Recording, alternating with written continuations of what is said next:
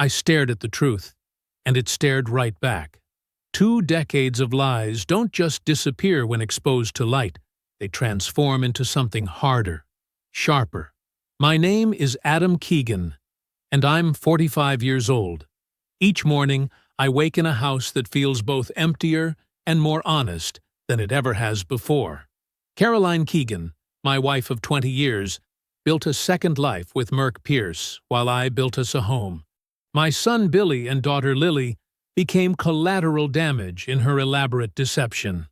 My shoulders tensed as I gathered evidence, hired attorney Riva Delgado, and methodically dismantled the facade they'd constructed. I refused to be their victim. Anyone who's ever been betrayed knows that hollow feeling, like the floors disappeared beneath you. But what follows doesn't have to be defeat. Before I go any further, let me know in the comments where in the world you are watching from, and make sure to subscribe, because tomorrow I will share a story you don't want to miss. But let me start from the beginning. I wasn't looking for the end of my marriage that Saturday morning. The kitchen smelled like French roast, and sunlight stretched across the table where Mara Dunham sat, gesturing with both hands like she always did when telling stories. Caroline had invited her over while I finished some paperwork, said they needed girl time, but insisted I join them for coffee afterward. Normal Saturday stuff. So then, Mara continued, nearly spilling her coffee, Jared decides the rental boat is basically unsinkable and stands up to prove it. Caroline laughed, that practiced laugh she used at dinner parties. I smiled politely, half listening while mentally reviewing the client proposal I'd been working on upstairs. God, we all have such terrible judgment in our 30s, Mara said, shaking her head. Remember Merck's cabin? That summer after your 10-year? The room went still. I felt it before I understood why. That electric charge before lightning strikes. Caroline's coffee cup froze halfway to her lips. Her eyes blinked rapidly, out of rhythm with the rest of her carefully composed face. Just a fraction of a second. But in 20 years of marriage, I'd never seen that expression before. What cabin? I asked, the words coming out before I'd fully processed my own suspicion. Mara's smile dropped. Her eyes darted to Caroline, then back to me. Oh, you know, that weekend getaway thing, after the anniversary party. She waved her hand dismissively, but her voice had changed pitch. I don't remember a cabin after our anniversary, I said slowly, watching Caroline's face. 20 years of marriage teaches you to read the micro-expressions, the ones that flash across someone's face before they can control them. Fear, calculation, decision. Caroline recovered with the smoothness of someone who'd had practice. Oh, Adam, you were stuck in Portland for that emergency with the Jefferson account. Remember? Girls' weekend. I told you about it. She smiled, touching my hand. It was nothing special. Her fingers felt cold against mine. I remembered that account. I remembered calling her from the airport, apologizing for missing our anniversary dinner. I remembered her saying she'd just stay home with the kids. Right, I said, pulling my hand away. The Jefferson account. Mara stood abruptly, gathering her purse. I should really get going. Brad's waiting for me to pick up Caitlin from soccer. Her voice was too bright, too fast. When I'd walked Mara to the door, Caroline was already loading the dishwasher, her back to me as I returned. Mara's always mixing up stories, she said without turning around. Remember when she thought we were at that vineyard in Sonoma? It was Sarah and Tom. I didn't answer. I took the stairs 2 at a time to our home office, closing the door behind me. The filing cabinet in the corner held financial records I hadn't looked at in years, tax folders, investment statements, credit card bills I'd dutifully paid and filed away. I pulled out the box labeled 2010-2012 and sat on the floor, my heart pounding in my ears. Our 10th anniversary would have been 2011. The Jefferson account emergency happened in July. The statements were right there, preserved like insects in amber. A credit card I rarely used showed a $1,182 charge to Lakeside Rentals in the Catskills 3 days after I'd flown to Portland, a gas station charge in upstate New York, a liquor store I'd never heard of. I dug deeper. The previous summer, another Lakeside Rentals charge. The summer after, the same. Each time during weeks I'd been traveling for work or taking the kids to visit my parents. And then a name on an electronic transfer from our joint account, M. Pierce Renovations. Consulting fee, Caroline had written in the memo line. I'd never questioned it. Caroline had been redecorating the living room that month. Merck Pierce. The name surfaced from business dinners and holiday parties. Caroline's college friend who'd gone into real estate development. The one who always stood too close to her at parties. The one whose wife looked perpetually tired. My fingers tightened around the papers until they crumpled. How many more records would confirm what I already knew? How many years of evidence sat in these boxes? I heard the garage door opening downstairs. Caroline was leaving, probably to call Mara, to coordinate stories, to prepare whatever explanation she thought would satisfy me. I stayed where I was, surrounded by proof of a life I hadn't actually been living. The car's headlights swept across the blinds as she backed out, illuminating the room for a moment before leaving me in shadow. Tonight, when she returned, there would be no more stories, no more explanations or careful redirections, just the truth, whatever it cost us both. I stared at the door, waiting. I sat at the kitchen counter with the receipts spread out in front of me like playing cards, evidence of a different life than the one I thought I'd been living. The clock on the microwave read 8:42 p.m. when I heard her key in the door. Caroline walked in with the casual confidence of someone who believed her stories always worked. Her purse landed on the counter with a soft thud. She didn't notice the papers at first. Adam? I picked up some of that ice cream you like, the mint chocolate chip. Her voice was light, practiced. I'd heard that tone before, whenever she needed to smooth something over. I slid one of the receipts toward her. How long have you been seeing Merck Pierce? She froze, hand still in her purse. What? Merck Pierce, I repeated, tapping the paper with my index finger. These cabin rentals, the transfers to M. Pierce Renovations. How long? She laughed, a short, dismissive sound. You're being ridiculous. Merck helped with the living room project. I told you that. And the cabins? 3 summers in a row? Always when I was away? Caroline's eyes narrowed as she scanned the papers. You're going through our financial records now? What, you don't trust me? Her voice held the familiar edge of accusation. Her best defense had always been a strong offense. Just answer the question, Caroline. There's nothing to answer. You're acting paranoid. She turned away, opening the freezer to put away the ice cream, acting like everything was normal. I stood up, pulse thudding in my temples. Stop lying to me. Mara already slipped up. I checked the dates, the charges, everything. She slammed the freezer door and spun to face me. Fine. You want to know? Yes, Merck and I have spent time together. When you were too busy building your precious firm to remember you had a wife. How long? I kept my voice steady, even as my hands trembled slightly against the counter. Something hardened in her expression. On and off, since before Billy. The words hit like a physical blow. 20 years, more than 20 years. Before our son was even born. You're telling me our entire marriage has been a lie? I said, the words barely making it past the tightness in my throat. I ended it. Several times. She crossed her arms. We were unhappy. You were always working. Say his name, I demanded. What? Say his name. Stop calling it spending time together. Tell me you've been sleeping with Merck Pierce for 2 decades. Merck, she snapped, meeting my eyes at last with a defiance that felt like another betrayal. What did you expect? You're not exactly... Enough? Say it.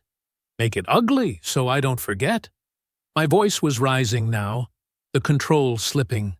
She folded her arms tighter. Maybe if you paid me attention, I wouldn't have needed. I laughed once, sharp and hollow. Needed? You torched 20 years and called it a draft. Careful, she said, stepping closer. You raise your voice. I'll call someone. I'll tell them you scared me. Her voice dropped lower, colder. I'll take the house, the accounts, and trust me. Billy and Lily will choose me. I matched her tone, keeping steady. Try. But you and I signed a post-nup when I bought the firm. Remember? Fidelity clause. Separate property protections. I kept it in the safe for a reason. Her face flickered. The first genuine reaction I'd seen. That was symbolic. Courts don't enforce symbolism. They enforce contracts. She shoved past me, shoulder hard against mine. We're done here. The kitchen door slammed behind her, leaving me alone with scattered papers and the cold realization that the woman I'd built my life around had been building a different one behind my back. I slept in the guest room that night, if you could call it sleep. More like lying awake, replaying 2 decades of moments, wondering which ones were real and which were cover stories. At 2:18 a.m., my phone pinged with a banking alert. I squinted at the screen. Withdrawal from joint checking, $10,000. Caroline was already making her moves. By morning, I'd called a locksmith to change the office safe combination and contacted a lawyer friend for a recommendation. That's when the knock came at the front door. A deputy stood on my porch, expression professionally blank as he handed me a thick envelope. Emergency protective order, he said. You're to maintain a distance of 500 feet from Caroline Keegan, effective immediately. What? I stared at the papers, scanning the allegations. Intimidation, verbal abuse, threatening behavior. From upstairs, I heard Lily's bedroom door open, followed by her footsteps on the landing. Then a small, choked sob as she realized what was happening. Dad? Her voice trembled from the top of the stairs. I looked from my crying daughter to the deputy, then back to the papers in my hand. Caroline had just declared war. I drove away from my own house with nothing but a hastily packed duffel bag on the passenger seat. 20 years in that home, building it, fixing it, raising our kids in it, and Caroline had managed to kick me out with a piece of paper full of lies. The wipers squeaked against the windshield as a light rain started to fall. Fitting. I pulled into the first decent-looking motel I spotted, the Parkway Inn, where the vacancy sign flickered like it was sending an SOS. How many nights? Asked the clerk, barely looking up from his phone. I hesitated. How long would this nightmare last? Let's start with 3. The room smelled like industrial cleaner, and someone else's bad decisions. I tossed my bag onto the sagging bed and sat heavily beside it, my head in my hands. The silence pressed in until the air conditioning unit kicked on with a rattle that made me jump. I needed to act, not wallow. I pulled out my phone and scrolled through contacts until I found the name Gabe had recommended when I'd called him at dawn. Riva Delgado, family law specialist. She doesn't play games, Gabe had said. That's exactly what I needed. Her office answered on the second ring, and after explaining my situation, they squeezed me in for 2 p.m. I showered in water that never quite got hot enough, changed into the one decent shirt I'd grabbed, and drove downtown. Riva's office was on the 10th floor of a glass building that reflected clouds back at themselves. The woman herself was nothing like I expected. Not the shark-like attorney I'd pictured, but a calm, collected professional with sharp eyes that missed nothing. Tell me everything, she said after introductions. Start with when you first suspected the affair. I laid it all out. Mara's slip, the cabin comment, the confrontation, Caroline's confession, and finally, the emergency order that felt like a sucker punch. Riva took notes, nodding occasionally. And you mentioned a post-nuptial agreement? Signed 12 years ago when I bought out my business partner. Caroline agreed to it. The firm was my dream, not hers. I'll need a copy, and everything else you can get. Bank statements, credit card bills, travel records. If she's been having an affair for 20 years, there's a paper trail. Riva looked up from her legal pad. And Adam, every communication from now on needs to be documented. Text, email, recorded if legal in your state. No more private conversations where it's your word against hers. I nodded, feeling the first flicker of control returning. I'm also going to connect you with Jerome Lin. He's a forensic accountant who specializes in cases like yours. If money has been diverted to support this relationship, he'll find it. I met with Jerome the next morning, a meticulous man with glasses that kept sliding down his nose. He requested access to all our financial records, which I provided through online banking passwords and statements I'd thought to grab before leaving. Money tells stories, Jerome said quietly as he began organizing the documents. People lie. Numbers don't. Back in my motel room that evening, I sat at the small desk, surrounded by printouts of emails and statements. The microwave buzzed loudly as I heated a convenience store burrito, the sound echoing off the thin walls. I'd never felt more alone.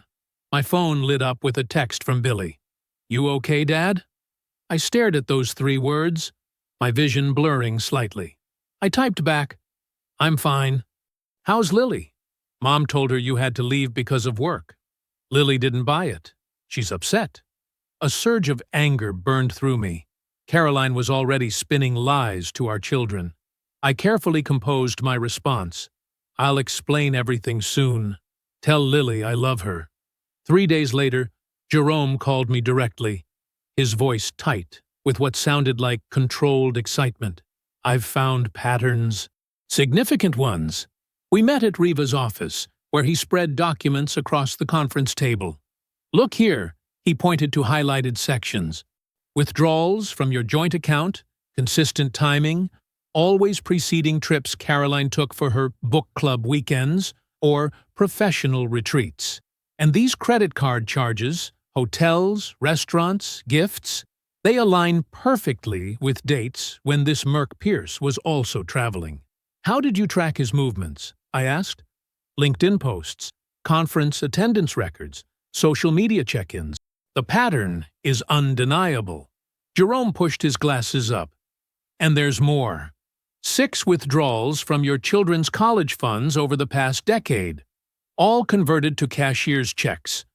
The timing coincides with luxury cabin rentals in the name of M. Pierce." Riva, who had been listening silently, leaned forward. "This is dissipation of marital assets, Adam. It's a significant factor in divorce proceedings, especially with your post-nups fidelity clause." That night, I sat on the edge of the motel bed, scrolling through photos of Billy and Lily on my phone. Their smiling faces from last Christmas, a hiking trip last summer, Lily's middle school graduation. I touched the screen gently. "I won't let her take you," I whispered to their images. "I won't let her win." My phone buzzed with an incoming text, startling me. The message was from Mara Dunham. "I can't sleep. What Caroline's doing isn't right. If you need me, I'll testify." I exhaled sharply, staring at those words, the first ally in what would surely be a brutal fight. I called my sister, Janet, the morning after Mara's text. She lived about 30 minutes outside town, far enough from the immediate gossip circle, but close enough for the kids to visit easily.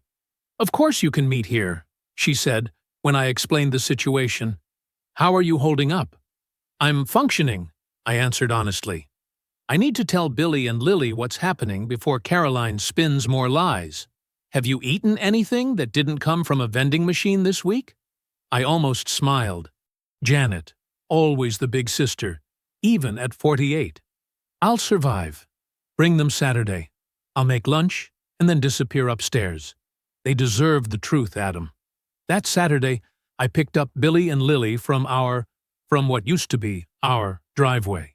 Caroline stood in the doorway, arms crossed, watching me like I might suddenly kidnap them. I nodded stiffly in her direction but didn't engage. Billy slid into the passenger seat, a quiet "hey," his only greeting. At 18, he was trying so hard to be stoic, but the tension in his shoulders told me everything. Lily climbed into the back, her face pale and drawn.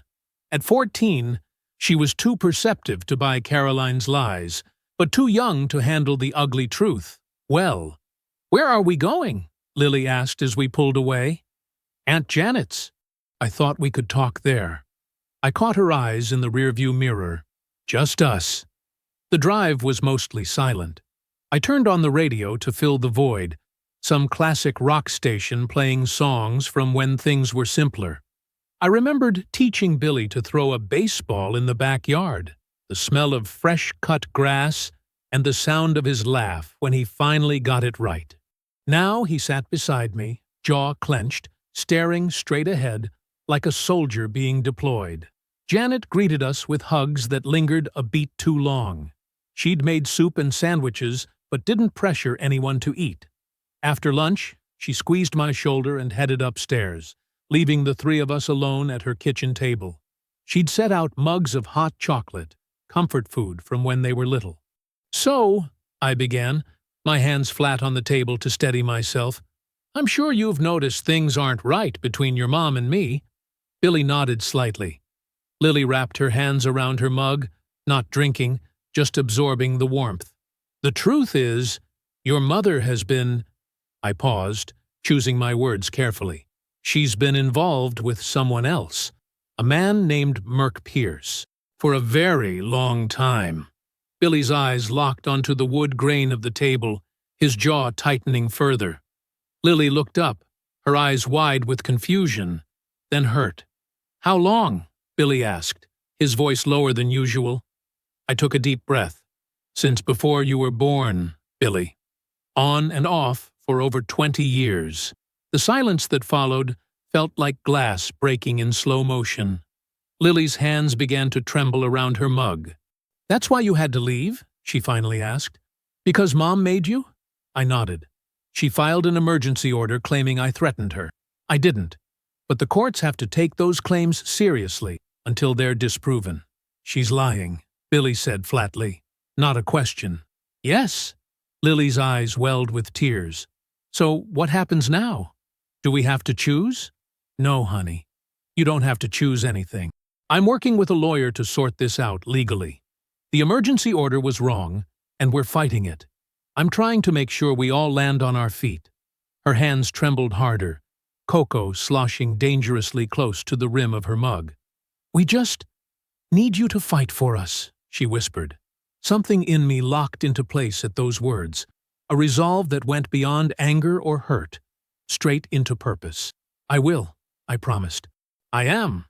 3 days later, Riva and I sat in a sterile courtroom for the preliminary hearing to address the emergency order. Caroline sat across the aisle with her attorney, a sharp-featured woman who kept whispering in her ear. Caroline's eyes were red-rimmed, her posture perfect, the picture of a distressed wife. Riva presented our evidence methodically, security camera footage from our smart home system that captured audio from the confrontation. The judge listened as my voice came through the speakers, quiet and controlled, asking, "How long?" while Caroline's voice escalated, threatening to call the police if I raised my voice. The judge's expression remained neutral, but he looked directly at Caroline when the recording played her threat to take the house and the kids. When it ended, he took off his glasses and pinched the bridge of his nose. "I'm lifting the emergency order. There's no evidence of threats or intimidation from Mr. Keegan." Caroline's face flushed. Her attorney leaned in, whispering urgently, but the judge continued. "Mr. Keegan may return to the residence immediately.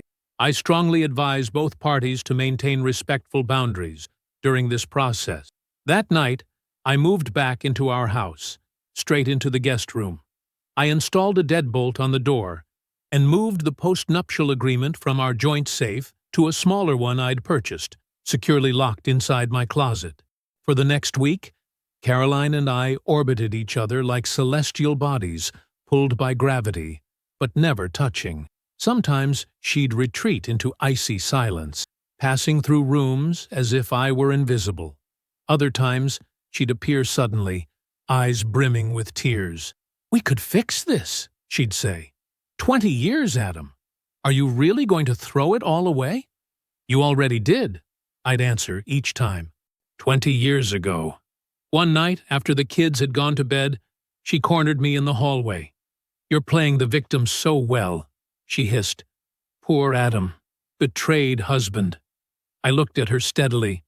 "I'm not the victim, Caroline. I'm the consequence." Her face hardened, eyes narrowing to slits. "You'll regret pushing me," she muttered, turning away. "You have no idea what I'm capable of." Jerome Lynn's office smelled like fresh coffee and printer toner. He adjusted his glasses and slid a thick binder across his desk. The tab read, "Keegan Financial Analysis," in neat block letters. "I've tracked the withdrawals," he said, his voice measured but his eyes intense. "Your wife has been systematically removing funds from your children's college accounts for the past 8 years. My stomach dropped. "The college funds? Are you sure?" Jerome nodded, flipping the binder open to a color-coded spreadsheet. 5,000 here, 8,000 there. Small enough to avoid immediate notice, but substantial in total. Approximately $76,000.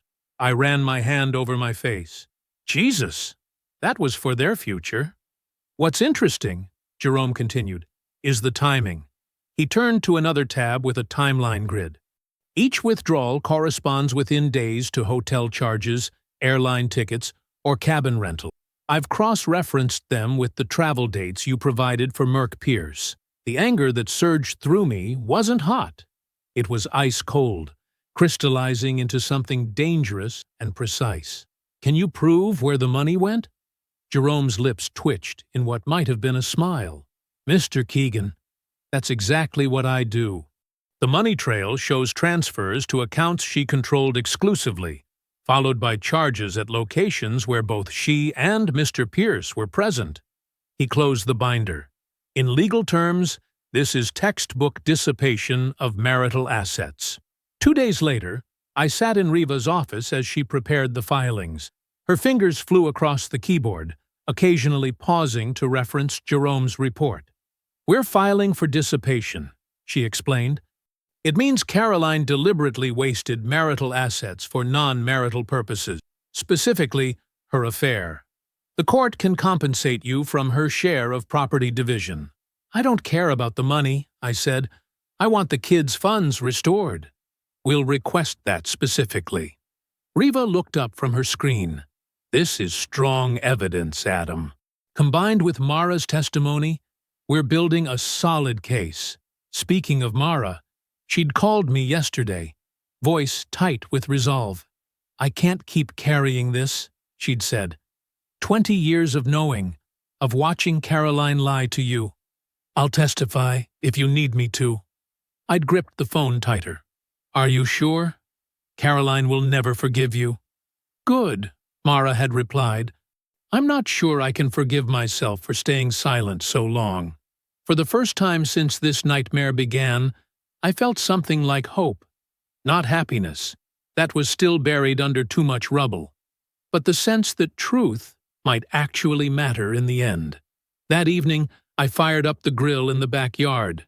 The familiar ritual of arranging charcoal, the smoky scent rising as meat sizzled. It felt like reaching for normalcy with both hands. Billy moved around the patio, setting plates on the outdoor table. His movements were careful, methodical. "Burgers look good," he commented, coming to stand beside me. "Thanks." I flipped one, watching fat drip onto the coals.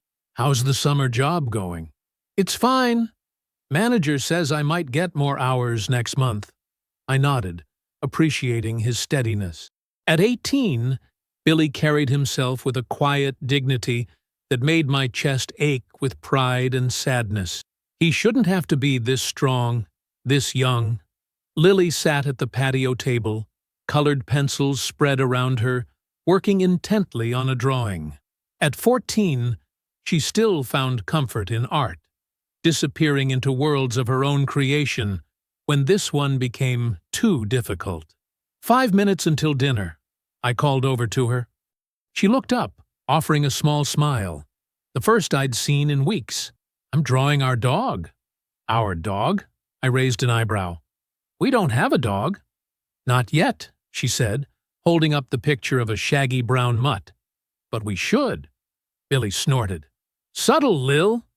For a moment, the three of us existed in a bubble of almost normal.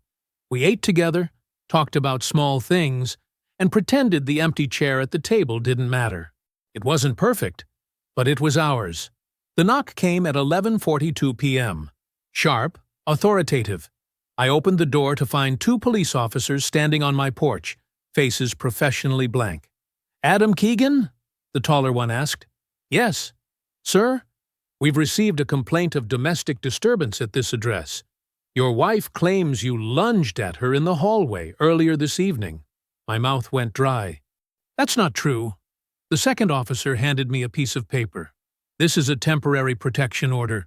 You'll need to leave the premises immediately. I heard a small sound behind me and turned to see Lily on the stairs, her fingers white-knuckled around the banister. Her eyes were huge in her pale face. It's okay, Lily, I said calmly. Go back to your room. She shook her head slightly. We just need you to fight for us, she whispered, an echo of her words from before. I nodded once, keeping my expression neutral despite the fury building inside me. I will. I promise. The officers waited patiently as I packed a bag, moving efficiently, keeping my hands visible at all times. Billy appeared in the hallway, his face tight with anger. This is bullshit, he hissed under his breath. Language, I corrected automatically, then almost laughed at the absurdity. It's just temporary, Billy. Take care of your sister. 20 minutes later, I was driving toward the same roadside motel, streetlights strobing across my windshield. My knuckles were white on the steering wheel, rage pulsing behind my eyes with each heartbeat. Not the wild, destructive kind that makes men do stupid things, but the cold, calculating fury that builds foundations for justice. Caroline had just made her worst mistake. She'd used our children as weapons in a war I hadn't even begun to fight. Until now. Sleep and I weren't on speaking terms. The motel bed felt like concrete beneath my back, and the ceiling had become my personal movie screen, playing the same horrible film on repeat. Caroline's threats. The look on Lily's face as I walked out the door. The satisfaction in Caroline's eyes when she thought she'd won. I sat up at 3 a.m., switched on the lamp, and pulled out my laptop. If I couldn't sleep, I could damn well be productive. Document everything, Riva had instructed after I called to report the latest protection order. Times, dates, exact words spoken.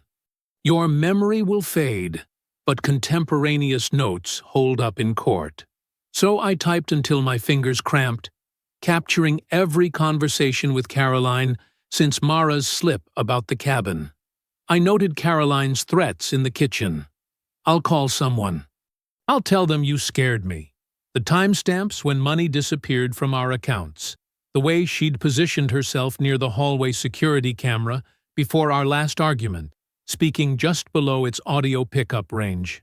By dawn, I had 12 pages of meticulous notes. I emailed them to Riva with subject line, ammunition. Her response came before 7 a.m. Perfect.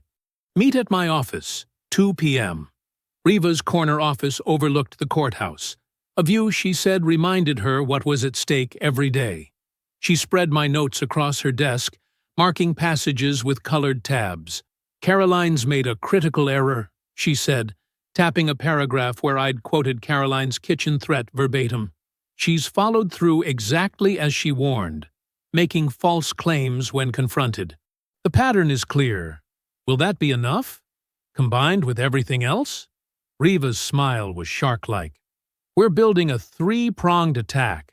First, Jerome's financial analysis proves dissipation of marital assets, those college fund withdrawals that magically coincide with her weekend trips.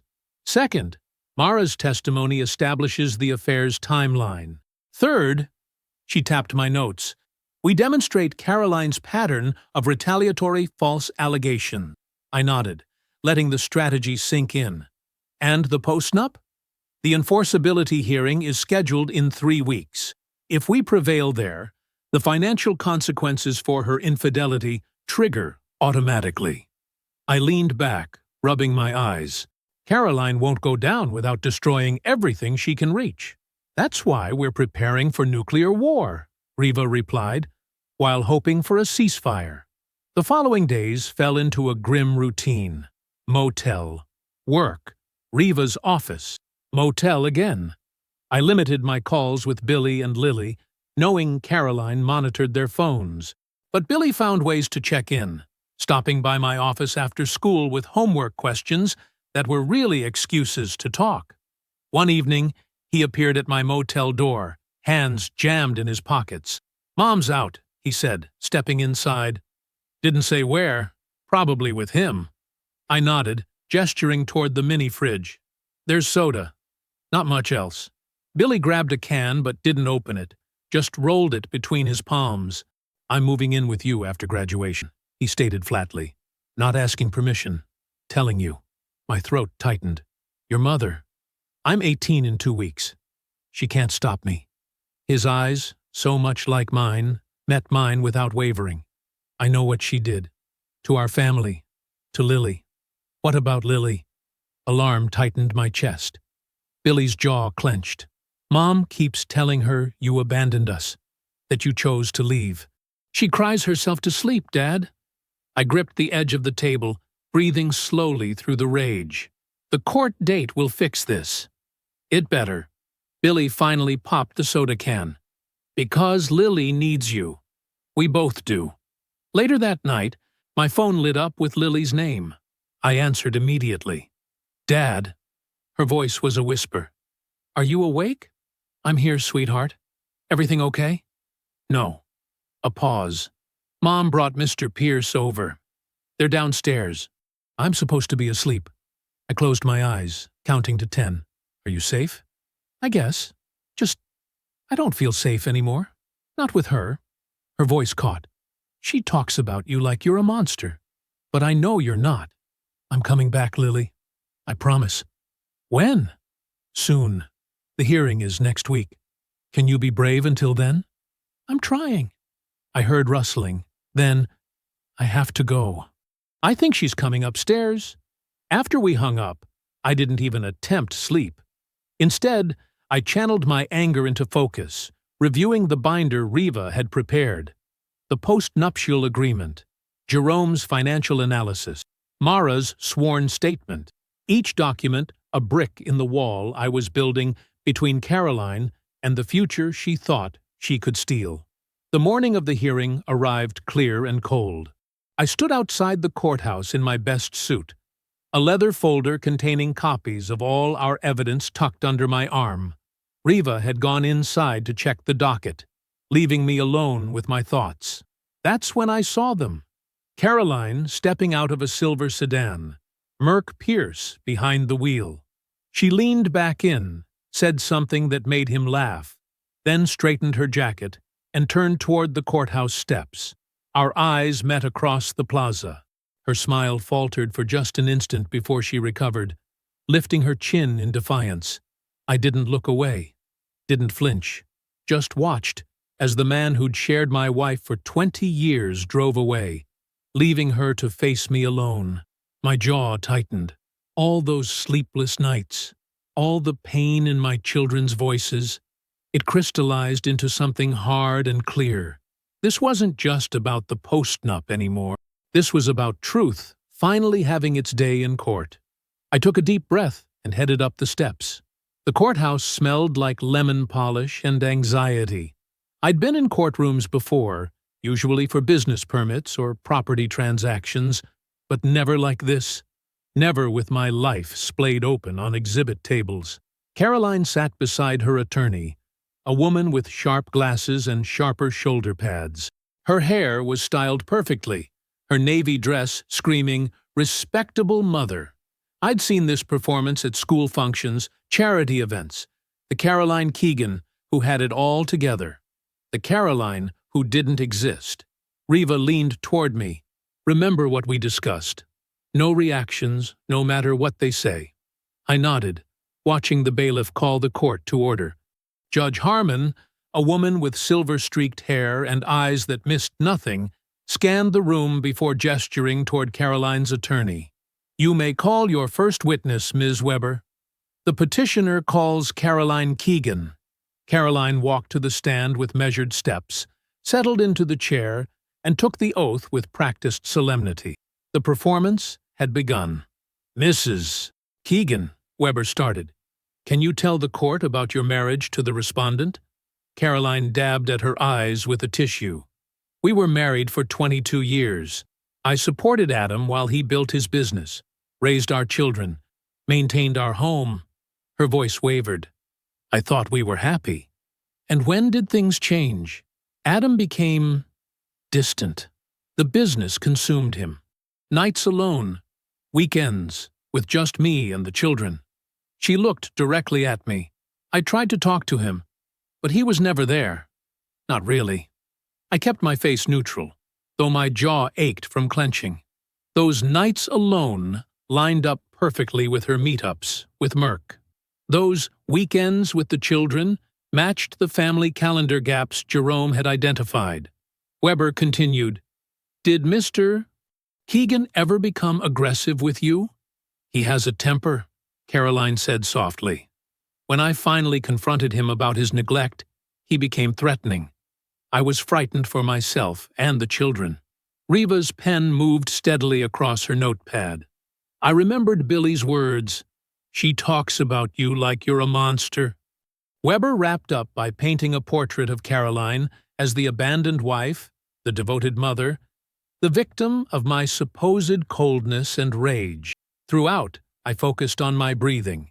In, out, steady. Finally, Riva stood. Mrs. Keegan, let's discuss your whereabouts during the summer of 2013, after your 10th anniversary. Caroline's composure flickered. I don't recall specifically. Perhaps this will refresh your memory. Riva handed a document to the clerk. This is your credit card statement from July 2013. Can you explain the charges at Pinewood Lake Resort? A girls' weekend. Interesting, because we have testimony that you were at Merck's cabin. Merck Pierce, your employer's business partner, correct? Caroline's knuckles whitened against the stand. That's a misunderstanding. Riva approached with another document. Your phone records show 67 calls to Mr. Pierce's number that month alone. Were those work-related? Some, yes, Let's move on to the financial records. Riva nodded to Jerome, who approached with charts mounted on foam board. Mr. Lin will testify that over $42,000 was withdrawn from your children's college accounts between 2015 and 2022. The withdrawals align precisely with weekend trips to Aspen, New Orleans, and Cabo San Lucas, all locations where Mr. Pierce was simultaneously present. Caroline's attorney objected, but Judge Harmon overruled, allowing the charts into evidence. Then Mara took the stand. I felt Caroline's eyes burning into her as Mara spoke. Yes, Caroline talked about Merck often. Mara testified, voice steady. She called their times together cabin summers and conference weekends. She bragged about how Adam never suspected. The courtroom seemed to shrink as Riva played the recording from our kitchen confrontation. Caroline's voice filled the room. What did you expect? You're not exactly. Then my response. Enough? Say it. Make it ugly, so I don't forget. And finally, her threat. Careful. You raise your voice. I'll call someone. I'll tell them you scared me. When Riva called Caroline back to the stand, the perfect image had crumbled.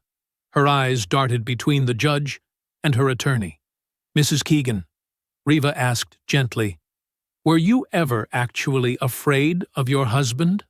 Caroline's silence stretched. The courtroom held its breath. No. The word barely carried. I was angry. Did he ever threaten you? No. Then why file emergency orders claiming he did? Caroline stared at her hands. I wanted him out of the house. Because? Because I knew what would happen when he found out everything. Her voice cracked.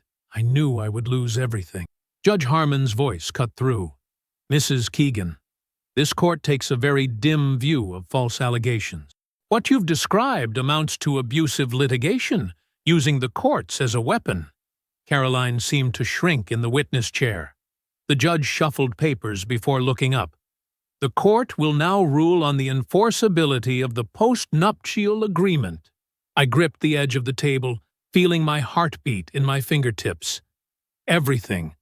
The house, the business, custody, our future, hinged on this moment.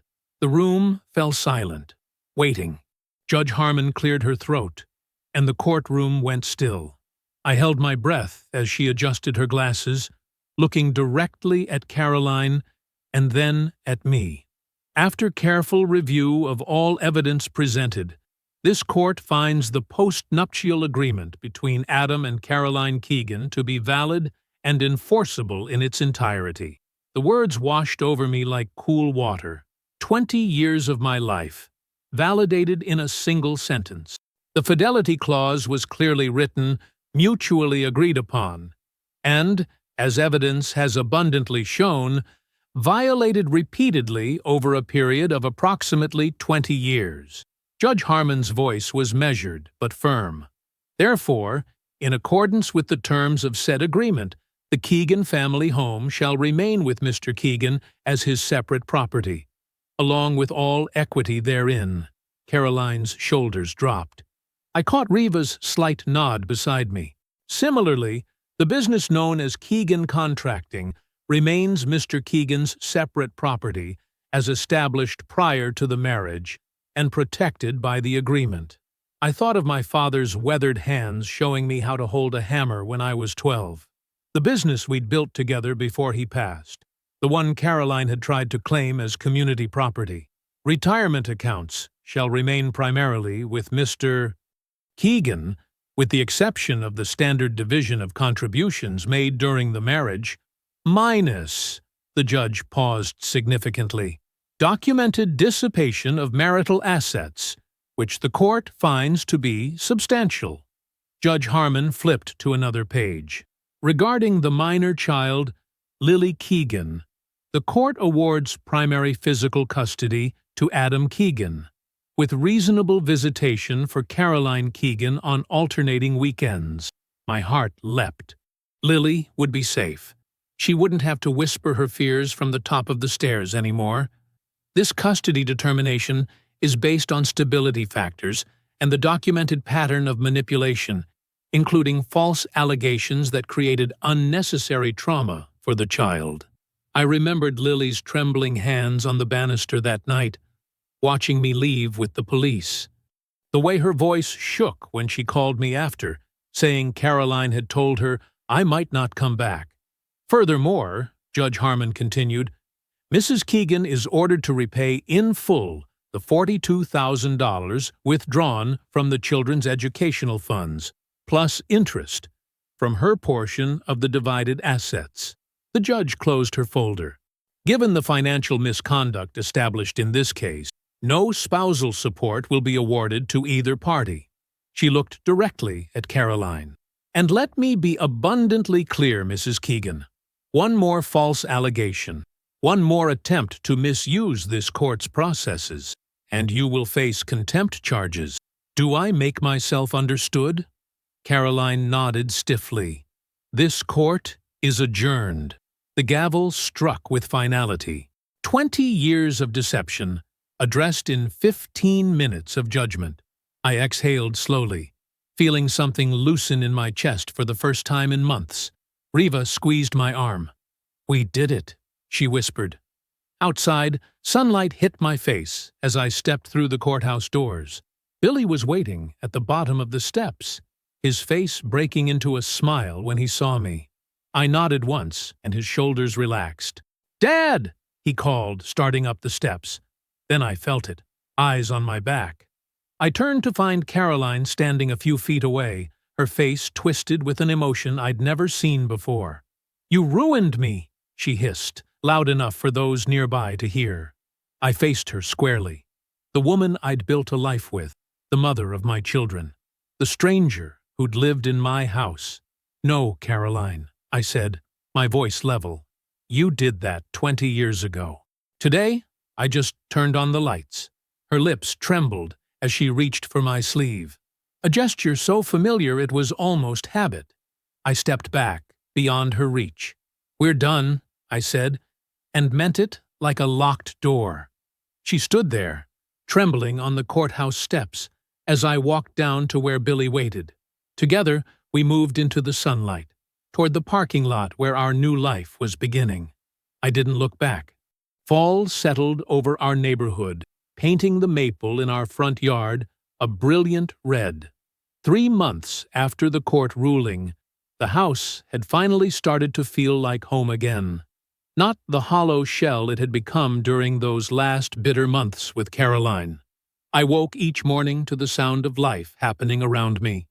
Billy's alarm going off upstairs, Lily humming in the bathroom, the coffee maker I'd programmed the night before gurgling in the kitchen. Simple rhythms that knit us back together, day by day. "Dad, have you seen my keys?" Billy called from the living room one evening, his voice carrying up to where I was replacing a light fixture in the hallway. "Check the hook by the door," I answered, smiling to myself. The jingle of his keys had become one of my favorite sounds, a small reminder that he was home, safe, choosing to be here. When I came downstairs, Lily was sprawled across the dining room table with her math tutor, Jessica.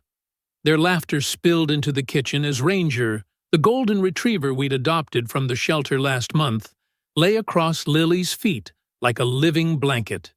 "The dog thinks homework is a team sport," Jessica explained, seeing my expression. "He's supervising," Lily said, scratching behind Ranger's ears. "He's really good at fraction." I made them both hot chocolate, savoring the moment. These were the scenes I'd fought for. Ordinary, unremarkable moments filled with laughter and the occasional frustrated groan over algebra. Worth every sleepless night, every legal document, every painful revelation. The guest room, where I'd slept during those final weeks with Caroline, was now filled with sunlight and possibility. I'd installed sound panels on one wall, hung my father's old guitars on another, and set up a small recording setup. I'd always wanted to learn to play properly. Now I had the time and the space, both physical and emotional, to try. "Looking good in here," Billy said one Saturday, leaning against the doorframe. "Want to help me build some shelves this weekend?" I asked. "For that wall." The next day, we worked side by side in the garage, measuring twice, cutting once, the smell of sawdust floating around us. We didn't talk much, but we didn't need to. The rhythm of hammers, the careful alignment of brackets. This was our language. By Sunday evening, new oak shelves lined the studio wall, ready for books and records. Mom called again. Billy mentioned casually as we cleaned up our tools. Wanted to know if I'd loan her money. I looked at him, waiting. "I told her no," he said simply. "Said she needed to stick to the payment plan from the court." I nodded, squeezing his shoulder once. That was the right call. Caroline had rented a 2-bedroom apartment about 10 minutes away. She was working double shifts at the medical office that had once been her part-time job, now struggling to make the court-ordered repayments into the kids' accounts. Sometimes I caught myself feeling a flicker of sympathy, but it never lasted long. She'd made her choices, 20 years of them. Mara had stopped returning her calls entirely. Last I heard from Billy, who still occasionally ran into Mara's son at the gym, she'd told Caroline that carrying her secrets for so long had cost her own peace of mind. Some friendships don't survive the weight of too much deception. As for Merk Pierce, his fall had been even more spectacular than Caroline's. His wife Susan had discovered their own trail of conferences within weeks of our court date. She'd filed for divorce immediately, and when Riva subpoenaed his travel records, his firm discovered he'd been billing romantic getaways as business expenses for years. They cut him loose the following month. The last time I saw him was at the grocery store. Thinner, grayer, his confident stride replaced by a shuffle. He was buying discount beer and frozen dinners. Our eyes met briefly across the produce section, and he looked away first. I felt nothing but a distant pity for the man who now paid support to 2 households while living in a rented apartment across town, his reputation permanently stained. Some nights, when the kids were asleep and the house had settled into its creaks and sighs, I'd sit on the porch with a cup of tea, watching the moths dance around the porch light. In those quiet moments, I often thought about how long I'd mistaken peace for compliance, how I'd believed that swallowing my doubts was somehow the more loving choice. Here's what I know now. Love doesn't ask you to ignore your own eyes. And if someone spends 20 years proving they never chose you, the most loving thing you can do for yourself and your children is to choose yourself without apology. I didn't just survive the betrayal, I made sure it never owned us again. I believe stories such as this find us for a reason. If this one touches you, please subscribe. I share a new one every day. In the meantime, there are 2 stories on the screen that are even better.